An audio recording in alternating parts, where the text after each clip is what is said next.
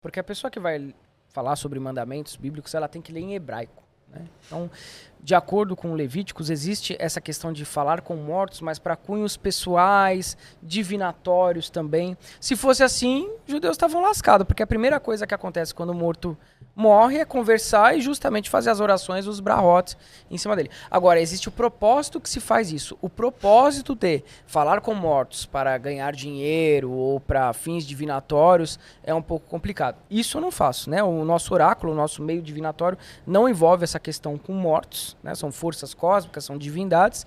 E a questão também da necromancia nós não praticamos no templo, né? Nós somos uma sociedade esotérica, ocultista e muito séria, diga-se de passagem. Qual o nome dele?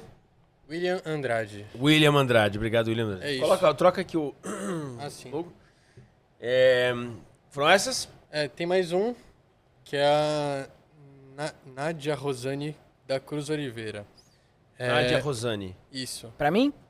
Ela gostaria de saber do Vic se ele já ouviu sobre o curso da Halugamash de Teosofia. Ela fala das planícies do tempo e não achou nada de você falando sobre isso.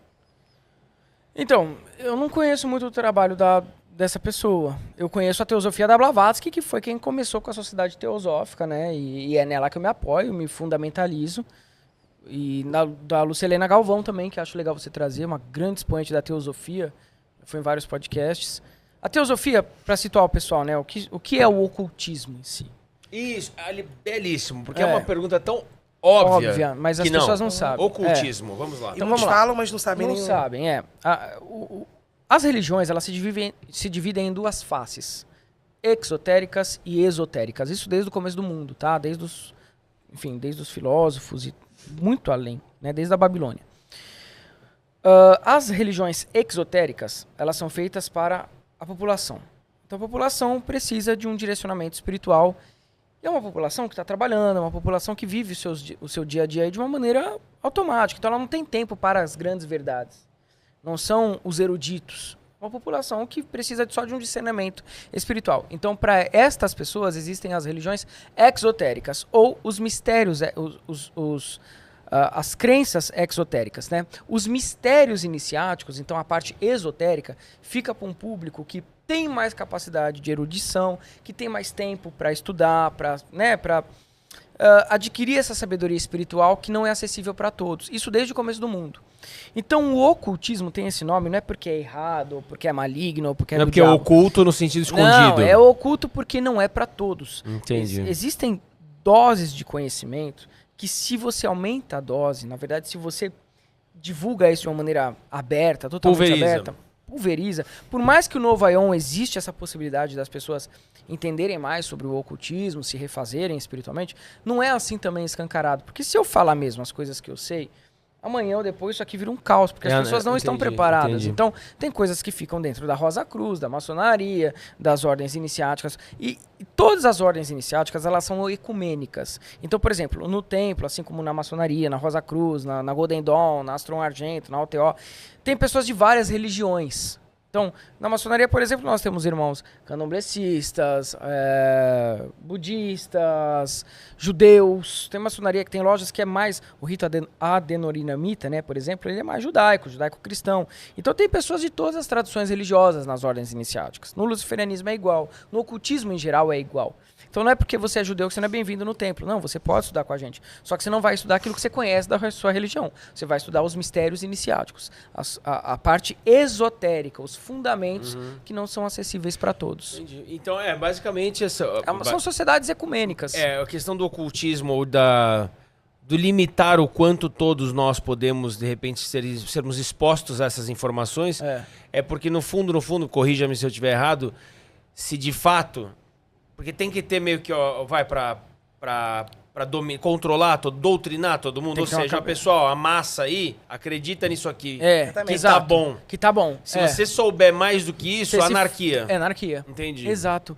E é assim que tem que acontecer. É assim que funciona com o ser humano. Né? Tem pessoas que estão em diferentes patamares da hierarquia espiritual. Tem pessoas que reencarnaram muito.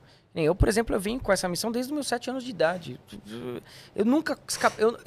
Pergunta pra mim, minha esposa tá aí. Eu não tenho noite de farra, de bagunça, de beber, de cair na gandaia. Eu nunca tive isso.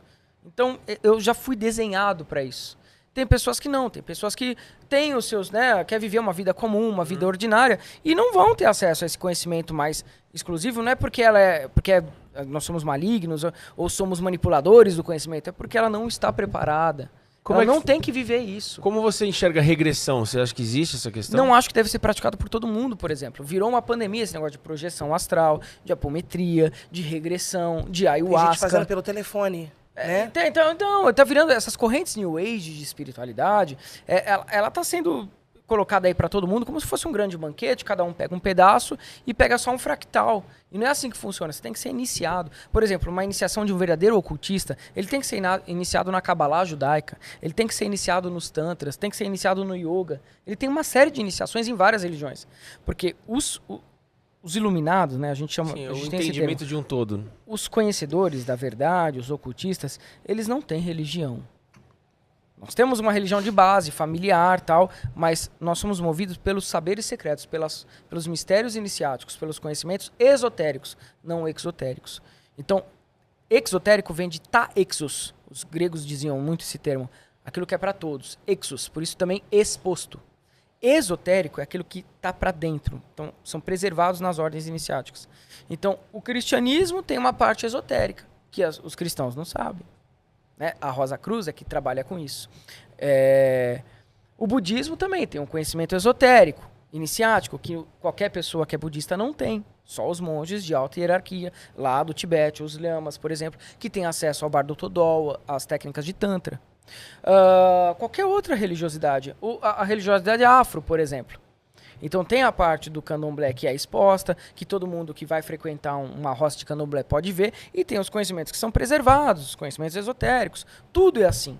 Acho que até na Tanato tem coisa que ela vai falar no curso. Sim, em tudo. Em tudo, sim. Entende? Então existem ocultistas de todas as religiosidades. Por isso que tem gente que fala assim, mas como que o Vic é judeu? Gente, eu fui iniciado na Kabbalah judaica, na Kimbanda, no Tantra, no Yoga. Aliás, um beijo pro meu mestre do Tantra, né, o Jianprem. Então, pra nós não existe religião, tá? Você pergunta pra um maçom se ele tem religião, ele vai falar que a religião dele é Gadu. É o grande arquiteto. E o resto, ele vai estudando os saberes de várias religiões e compondo o prisma dele. Vocês têm uma coisa muito